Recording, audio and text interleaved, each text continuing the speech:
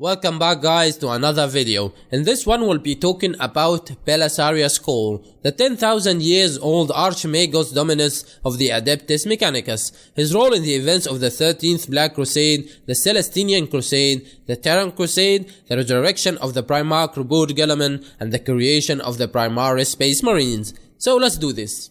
Belisarius Cawl has been alive since the time of the Horus Heresy. During that span of ages, the Tech Priest had served Mars and the Machine God as a Forge Lord and a Lexico Arcanus. Cawl was born on Mars, created in the birthing facilities of Xanthe Terra, controlled by Magos biologist Hammurath at some point during the early 31st millennium. He was Vat-born, and at the time of his birth already was physically and mentally a young adolescent. However, unlike most Martian children, he was able to speak normally at the time of his birth, due to fully absorbing the uploaded data into all Mechanican fetuses while he was gestating. Cawl's first confirmed appearance in Imperial history came during the Horus Heresy, where he was a tech acolyte on the Mechanicum world of Trizillian A4 in the Trizillian system. He was trained under the Magos Domina Hesta Aspertia Sigma Sigma, herself a master of the art of soul merging, that is the digital duplication of another being's mind and psyche, and the ability to merge it with another, using cybernetic implants. His greatest friend and companion at this time was his fellow tech priest Friedrich Adam Shepkvu. Cawl, the last remaining disciple of this technology, maintained that the Emperor was the Omnisire, and he believed in the superiority of the human form, as the Emperor had taught and refused many of the more visible cybernetic modifications commonly utilized by other tech priests. However, he secretly performed illegal brain enhancement surgeries on himself in order to increase his own intelligence. When the Trizillian system was assaulted by traitor forces led by Horus himself, Cawl was betrayed. When his mistress Hesta Aspertia defected to the service of the War Master, Cawl was disgusted at the sight of the chaos-corrupted Horus, but feigned submission to the servants of the ruinous powers to survive. Later, during the battle to take control of Trizillian A4, Cawl alongside his friend Friedrich Adam were able to kill Aspertia Sigma Sigma for her betrayal and escape the Trizillian system, but not before Cawl first merged his own mind with Aspertia's own intelligence core and gained her mastery of soul merging and cloning. Cawl and Friedrich fled the Trizillian system and sought refuge on Terra, where Cawl had been recalled under a pretext by Ezekiel Sedain, the brilliant geneticist and the second director of the biotechnical division, whose main task was creating and improving the genetic lines of the legions Astartes. In truth, Sedain had grown so old that even rejuvenate treatments were no longer enough to keep him alive. Sedain craved for immortality and wanted Cawl's knowledge of cloning and soul merging, in the belief that if his psyche was added to Cawl's mind, his personality would re-emerge as the dominant one. So he had his servant Alfrix Herminia shoot Friedrich and promised to restore Cawl's companion to life. Only of the tech priest agreed to use his soul merging technology to combine their psyches together within Cawl's own body so that Sedain could live forever. However, after the merger was completed, Sedain's personality was overwhelmed by Cawl's. Upon awakening following the procedure, Cawl relived an old memory of Sedain when he had first met the Emperor of Mankind early in the Unification Wars. When the Emperor first saw Sedain, he addressed the scientist as Belisarius Cawl, rather than by his own name. For his potent psychic prescience, the Emperor had foreseen Sedain's ultimate fate hundreds of years in the future. After the end of the Horus Heresy, Cawl was charged by Roboute Guilliman to oversee two responsibilities should the Primarch fall. First was the construction of the Armor of Fate, the other was the preservation of the Emperor's sword. At the time of the 13th Black Crusade in 999 M41, Cawl, in command of the Archmagos Iron Revenant and a large Mechanicus fleet including Skitarii troops and powerful Cataphron battle servitors, was guided by the Eldari Harlequin Shadowseer Selandri Veilwalker to the world of Ariad 6, a former Imperial Navy base which had been abandoned during the 4th Black Crusade in the 32nd millennium. Unknown to the Imperials, Ariad 6 had also been a Necron tomb world.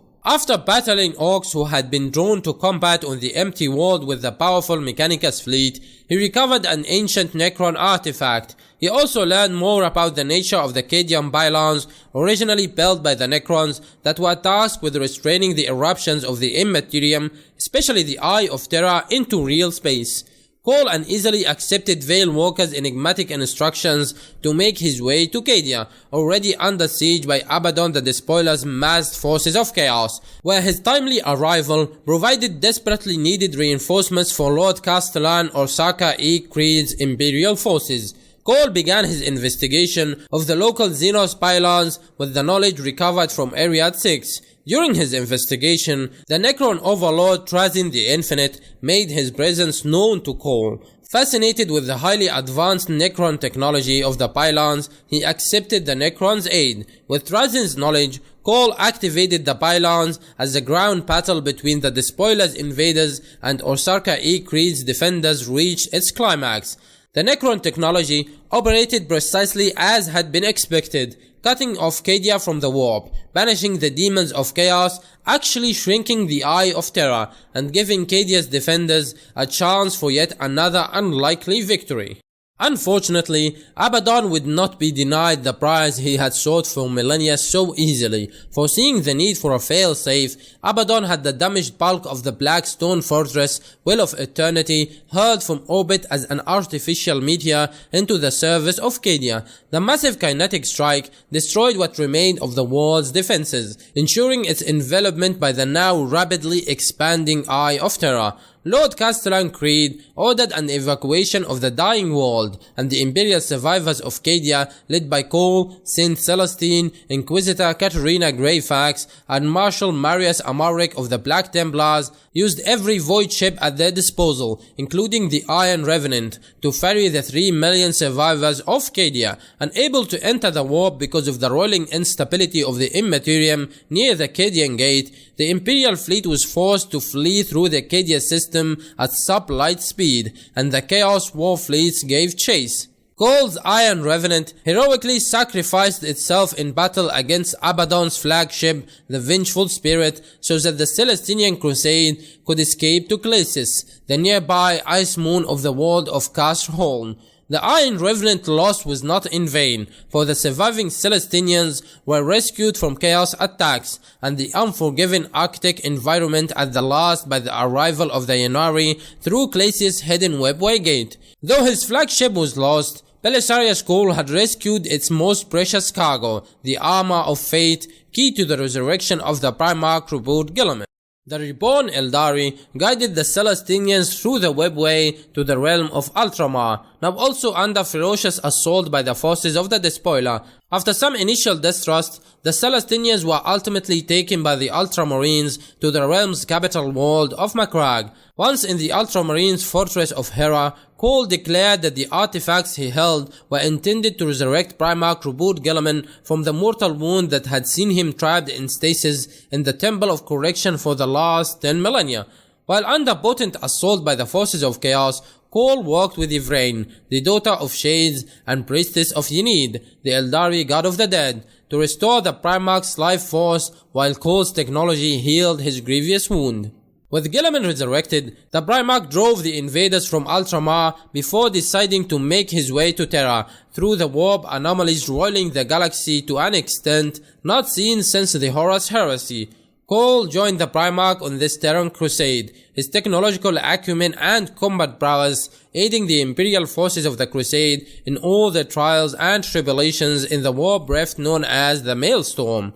The survivors of the Terran Crusade finally arrived in the Sol system at Luna through the webway, after being freed from imprisonment in another Black Stone fortress belonging to the Red Corsairs, following the Crusade's rescue by the fallen angel Cypher and a troop of Harlequins. After aiding in the defeat of the forces of the Thousand Suns Traitor Legion and the Demon Primarch Magnus the Red on Luna, Cawl and his allies were finally ferried to the Imperial Palace on Terra, there before the Eternity Gate of the Anna Palace, leading to the throne room of the Emperor, where Guilliman would meet his father for the first time in 10 millennia. Cawl spoke with his Mechanicus fellows and with the Primarch himself. His words were cryptic, mentioning secret pacts forged on the Red Planet and long works at last drawing to their conclusion. Satisfied, Cawl took his leave of the Primarch and returned to his forge on Mars to oversee these projects to completion. In the time after the Terran Crusade, Cawl's task was at last completed. The Primaris Space Marines were a new generation of trans-human warriors developed across the span of 10 millennia by Cawl on Mars. Primaris Space Marines are bigger, more physically powerful, and possess faster reaction times than their original Astartes counterparts. At the dawn of the Indomitus Crusade, Guilliman forged the Primaris Space Marines into new Space Marine chapters, others he has offered to the existing Space Marine chapters.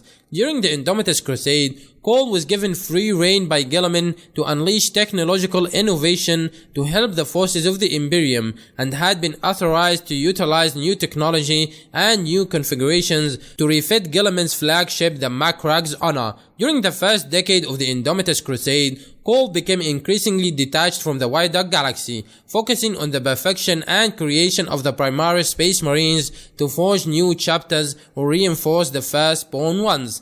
He sought to persuade Guilliman to allow him to utilize gene seed from the 9 forbidden genetic lines of the traitor legions, and even the 2 long-lost 2nd and 11th legions.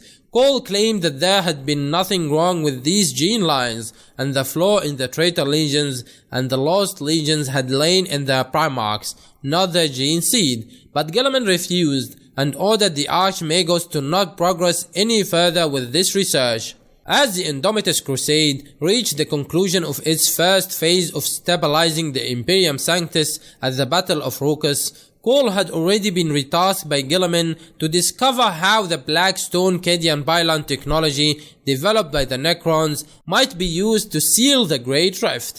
Cawl had requested on multiple occasions for Roboute Guilliman to install him as the Fabricator General of Mars. As the Lord Commander of the Imperium and Imperial Regent, Guilliman had replaced 5 of the High 12 of the Senatorium Imperialis upon assumption of the Regency of the Imperium, and hundreds of the lesser High Lords. Cawl had argued what would be the difference if the Primarch replaced one more Lord, but Guilliman argued that the Imperium did not exert such authoritarian political control over Mars, in accordance with the tenets of the ancient Treaty of Mars, that the Primarch could appoint his own Fabricator General, and the other Tech Priests would never accept it, even if he could. By the end of the first phase of the Indomitus Crusade, just before the start of the Plague Wars, Guilliman became worried about his ally, knowing that Cawl's desire for innovation could lead him to walk the same path that had led the original Dark Mechanicum into Damnation over 10,000 years before. As the Archmagos is dedicated to a multitude of projects that are running simultaneously, he has added multiple independent consciousness to track them all, in order to facilitate his objectives and to allow him to focus further on his research and the rediscovery of lost technology. Cawl constructed at least 2 artificial intelligence devices, each known as Cawl Inferior. One was located aboard Roboute Guilliman's flagship Macrag's Honor, hidden within a chamber where none were allowed to go but the Primarch himself, and by Cawl's invitation only. A similar device was installed on Cawl's own Arch Mechanicus, the Tsar Quaesitor. This massive device was operated by a lone master astropath, Guidus Lucente, and was often used by Cawl to communicate with Guilliman from across vast distances. Once Cawl had departed the Indomitus Crusade to discover the workings of the Necrons' Black Stone Cadian Pylons. Their communications through their respective Cawl inferiors suffered no corruption of the like that had plagued astro-telepathy since the opening of the Great Rift. Guilliman did not entirely trust the device, nor its creator. The Cawl Inferior claimed to be no abdominal intelligence that possessed forbidden machine self-awareness and sentience, yet Guilliman believed that it was probable that the Cawl Inferior was a real machine intelligence masquerading as a non-intelligent device as a pretense. Guilliman was no technologist of the ability demonstrated by his brother Primarchs Perturbo, Vulcan, or Pharos Manus, but he doubted that the Archmagos was telling him the complete truth about how his creation truly worked, especially since it obviously also made use of power drawn from the warp, which was one reason why Master Astropath Guidus Lucente preferred to never be in the machine's presence once spin activated with the code Cawl had astro-telepathically transmitted to him. The Cawl inferior was thus clearly partly psychic in nature, a blend of various Xenos and Imperial technologies, which definitely made it heretical by the tenets of the Adeptus Mechanicus whether it could actually think for itself or not. Its existence, no matter how useful, was just another indicator that Cawl needed to be watched more closely lest he fall into true heresy. All across the Imperium, after the birth of the Great Rift, primary Adeptus Mechanicus holdings found themselves under attack from the Necrons. The massive influx of chaos energies into real space, unleashed by the birth of the Rift, had triggered anti-war protocols in every Necron tomb world, and things that had lain dormant for aeons stirred once more. The infamous Technomandrites of Magistrak returned to seek vengeance, and their lost dominion over the other Necron dynasties. Both sides were seeking deposits of the Blackstone. Many Mechanicus strongholds had been erected upon sites containing this precious resource, and were thus often present on Necron tomb walls as their hibernating inhabitants awoke. Belisarius Cawl sent his own agents, armies of Mars and House Tyrannus, across the stars in an effort to combat the growing danger, and hundreds of battles were fought as more and more Forge Warriors were drawn into the conflict to aid their beleaguered brethren. Even those tech priests that began to understand the reality of the dire situation were loath to call upon their Imperial allies for aid against the Necrons for fear of being branded heretics. The birth of the Great Rift reactivated the ancient Necron warp beacon called the Pharos, located on the world of Sotha in the Ultima Segmentum. This was discovered by the Scythe of the Emperor, who still guarded the ruins of Sotha after the planet's destruction by Aegean Steel occult infestation and Hive Fleet Kraken during the Second Tyrannic War. Cawl led an expedition to Sotha with the aid of the Ultramarines and the remaining firstborn Space Marines of the Scythe of the Emperor to study and perhaps use the Pharos' technology to close the Great Rift and defeat Chaos. The expedition came under assault by Gene Steel occultists who had infiltrated the chapter serfs of the Scythe of the Emperor. Ultimately, all of the chapter's remaining firstborn Marines were slain alongside the chapter master Thresius in combat with the Gene Steel Patriarch, whose cult had first called Hive Fleet Kraken to destroy Sotha during the Second Tyrannic War. After reaching the Pharos, Cawl discovered that a shard of the Catan, Zar-Halash the Potentate, had provided the power source for the ancient Pharos. He forged a deal with the alien Star God, in which Zar-Halash agreed to destroy the device by removing its heart, creating a destructive miniature singularity. In exchange, Cawl agreed to remove the shackle of the Necrodermies that kept the Catan shard captive and create a portal with the Pharos to allow him to finally escape from Sotha. Cawl seemingly agreed, but this was only a ruse, as he actually teleported Zar-Halash to a far region of the galaxy where the Catan shard was surrounded by hostile Necron tomb walls. Zar-Halash swore revenge on Cawl for his betrayal. Cawl was able to escape from Sotha and gathered much data from an examination of the Pharos' heart, including the location of other Pharos devices and large deposits of the strategic mineral known as Black Stone across the galaxy. Cawl hoped to use this information to finally find a way to build a technological solution that would seal the Great Rift once and for all. Alright guys, thanks a lot for watching. If you enjoyed this, then surely you will enjoy this video explaining each Primarch's weapons. So don't forget to subscribe and hit that notification bell to stay tuned for more.